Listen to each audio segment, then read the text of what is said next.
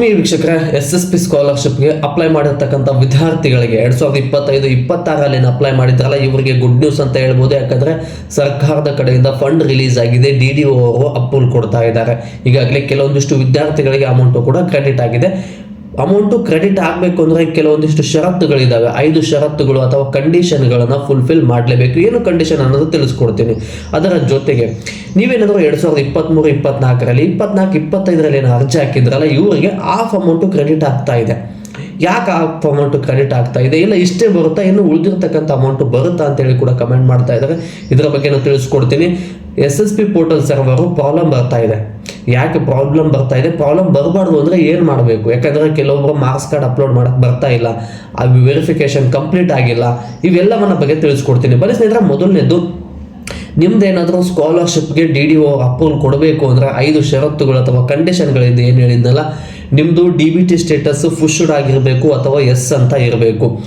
ಅಂದ್ರಾಗ ಮಾತ್ರ DDO ಅವರು approval ಕೊಡ್ತಾರೆ. ಮತ್ತು ನೋ ಅಂತ ಇದ್ದರೆ ಅಪ್ರೂವಲ್ ಕೊಡೋದಿಲ್ಲ.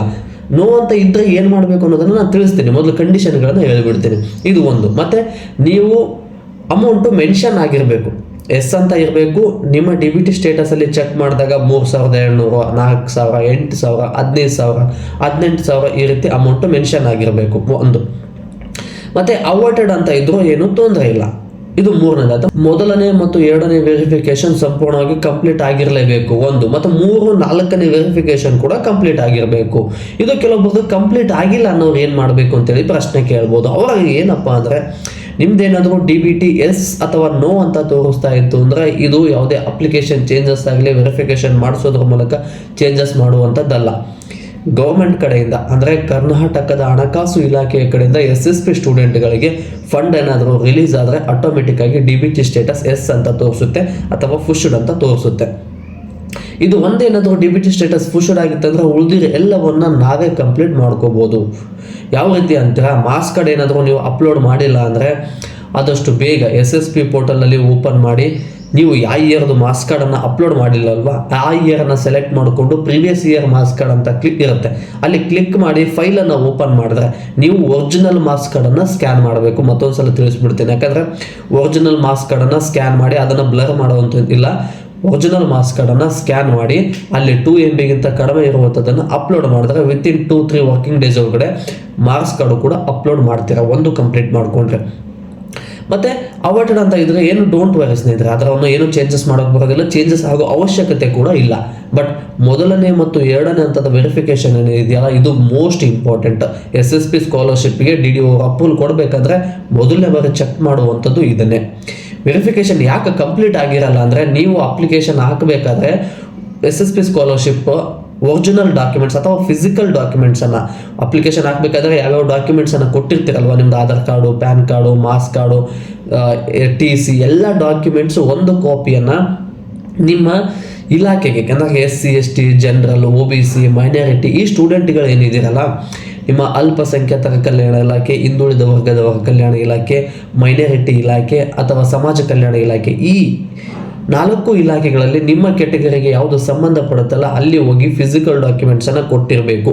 ಕೊಟ್ಟಿಲ್ಲ ಅಂದರೂ ಕೂಡ ವೆರಿಫಿಕೇಶನ್ ಆಗೋದಿಲ್ಲ. ಯಾಕಂದರೆ ನೀವು ಆನ್ಲೈನ್ ಅಪ್ಲಿಕೇಶನ್ ಹಾಕಿರ್ತೀರ, ಅವ್ರು ಆನ್ಲೈನಲ್ಲಿ ಅವ್ರಿಗೆ ಎಲ್ಲ ಡಾಟಾ ಹೋಗುತ್ತೆ. ಬಟ್ ಫಿಸಿಕಲ್ ಕಾಪಿಯನ್ನು ಕೂಡ ಕೊಟ್ಟರೆ ಮಾತ್ರ ಅವರು ವೆರಿಫಿಕೇಷನನ್ನು ಮಾಡ್ತಾರೆ. ಅದರ ಫಿಸಿಕಲ್ ಕಾಪಿ ಕೊಟ್ಟಿಲ್ಲ, ನಾವು ವೆರಿಫಿಕೇಶನ್ ಆಗಿಲ್ಲ ಅನ್ನೋರು ಏನು ಮಾಡಬೇಕು ಅಂದರೆ, ಆದಷ್ಟು ಬೇಗ ನೀವು ಫಿಸಿಕಲ್ ಕಾಪಿಯನ್ನಾದರೂ ರೆಡಿ ಮಾಡ್ಕೊಳ್ಳಿ. ಒಂದು. ಇಲ್ಲ ನಿಮ್ಮ ಕಾಲೇಜಲ್ಲಿ ಫಿಸಿಕಲ್ ಕಾಪಿಯನ್ನು ತಾಲೂಕು ಆಫೀಸ್ಗೆ ಕೊಟ್ಟಿದ್ದಾರೋ ಇಲ್ಲೋ ಅನ್ನೋಂಥದ್ದನ್ನು ಗಮನದಲ್ಲಿ ತಂದ್ಕೊಳ್ಳಿ. ಅವ್ರೇನಾದರೂ ಕೊಟ್ಟಿಲ್ಲ ಅಂದರೆ ತಾಲೂಕು ಆಫೀಸ್ಗೆ ಹೋಗಿ ವಿಚಾರಿಸಿ.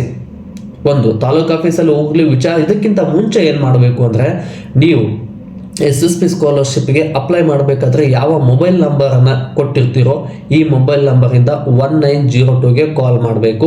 ಈ ರೀತಿ ಮಾರ್ಕ್ಸ್ ಕಾರ್ಡ್ ಅಪ್ಲೋಡ್ ಆಗಿಲ್ಲ, ವೆರಿಫಿಕೇಶನ್ ಕಂಪ್ಲೀಟ್ ಆಗಿಲ್ಲ, ಏನು ಮಾಡಬೇಕು ಅಂತೇಳಿ ಕೇಳಿದ್ರೆ ಅವರು ಬೆಟರ್ ಸೊಲ್ಯೂಷನನ್ನು ಕೊಡ್ತಾರೆ.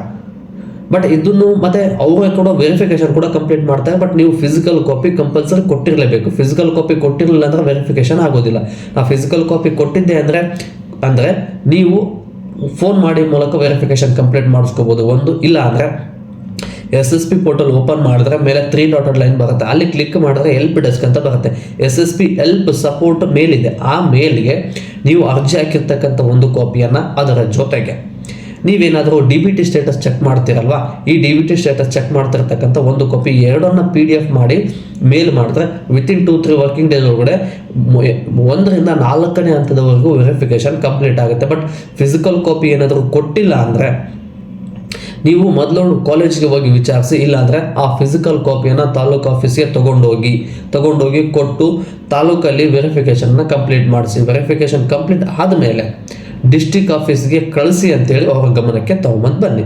ಮತ್ತು ನೀವು ಮೊದಲನೇ ಹಂತದ ವೆರಿಫಿಕೇಷನ್ ಕಂಪ್ಲೀಟ್ 3ರಿಂದ 4 ದಿನ ಆದಮೇಲೆ ವೇಟ್ ಮಾಡಿ. ಅದಾಗಿಯೂ ಕೂಡ 3 ಮತ್ತು 4ನೇ ಹಂತದ ವೆರಿಫಿಕೇಷನ್ ಕಂಪ್ಲೀಟ್ ಆಗಲಿಲ್ಲ ಅಂದರೆ ನೀವು ಡಿಸ್ಟಿಕ್ ಆಫೀಸ್ಗೆ ಹೋಗಿ ವೆರಿಫಿಕೇಷನನ್ನು ಮಾಡಿಸಿ, ಫಿಸಿಕಲ್ ಕಾಪಿ ಕಳಿಸಿ ಅಂತ ಹೇಳಿ. ಕಳಿಸಿಲ್ಲ ಅಂದರೂ ಕೂಡ ಇಲ್ಲಿ ಏನಾದರೂ ಅಪ್ರೂವಲ್ ಆಗಿತ್ತಂದರೆ ಅವ್ರಿಗೂ ಫಿಸಿಕಲ್ ಕಾಪಿ ನೀಡಿರೋದಿಲ್ಲ, ಬಟ್ ಅಪ್ರೂವಲ್ ಕೊಡಬೇಕು ಅಂದರೆ ನೀಡಿರುತ್ತೆ, ವೆರಿಫಿಕೇಷನ್ಗೆ ನೀಡಿರೋದಿಲ್ಲ.